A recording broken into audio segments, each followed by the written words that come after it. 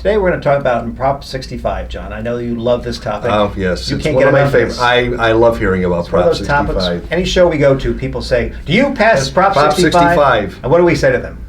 Of course. Well, you can't pass I know, you're right. 65. And we're going to tell you why. Because really what this started as was, what, John? What was the history of Prop 65? It started in 1986. It was the California Clean Water Act of 1986. Clean water is important. And basically what it did was it targeted industries who were dumping harmful chemicals into the rivers of California. And it since grew from that to now include consumer products, coffee, children's toys, things like that. So it grew from the Clean Water Act of 1986 to what it is today, Prop 65. So it's really evolved. It's evolved, yes. The trends that we see are really targeting specific chemicals, though. That's the main thing we want to talk about today. Right. And these bounty hunter lawyers go after these specific chemicals. Right. And they use the public, from what we understand. They would actually hire individuals to go in and maybe get a sample of something, whether it be a sample of our product or coffee or whatever, and then it becomes analyzed to see if there are any of these chemicals that are a part of that product.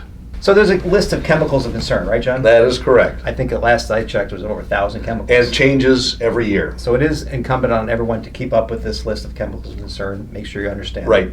Some of the strangest ones, though, are acrylamide in coffee. Yeah, and we drink coffee every day. What is right? your favorite chemical of concern? Well, my favorite personally is the secondhand marijuana smoke. That seems pretty interesting to me. So the smoke from marijuana is a chemical of concern. That is correct. It is on the list. So the list is truly evolving. Yes, and changing. So let's talk about how this is enforced and who's the governing body and how does this get enacted, the day-to-day. Okay. The governing body is called the Office of Environmental Health Hazard and Assessment, or commonly known as OEHA. That's right. What this really boils down to is the public is the policing agent Yes. sent out by the bounty hunter lawyers. That is correct. And the enforcement ultimately is by the California Attorney General's office. Right.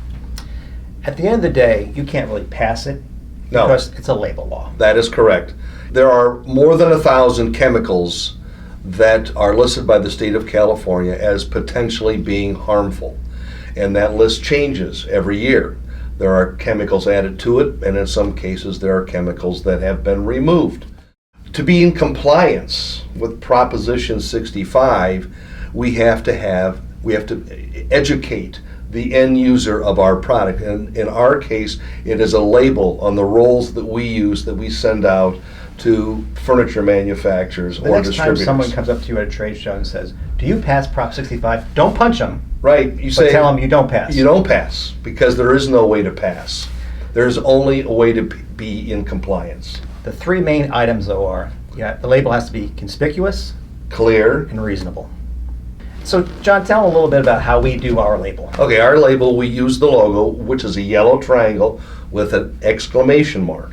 Then on that label, we have to list one product that could have a chemical of concern and list that chemical on the label.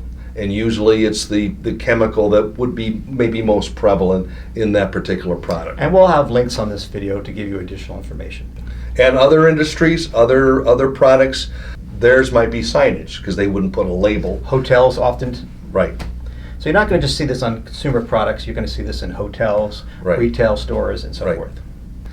Everybody in the supply chain needs to be in conformity with Prop 65.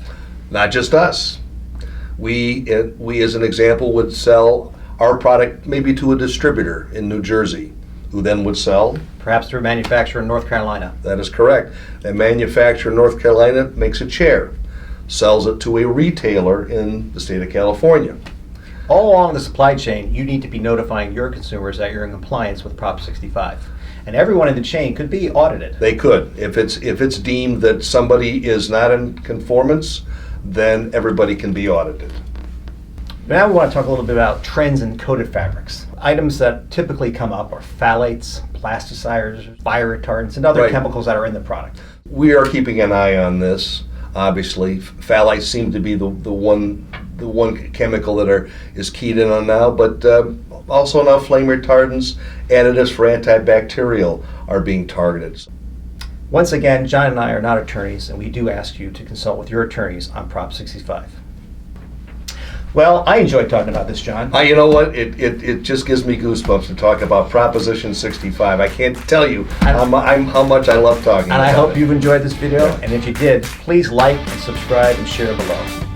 Thank you. Thank you.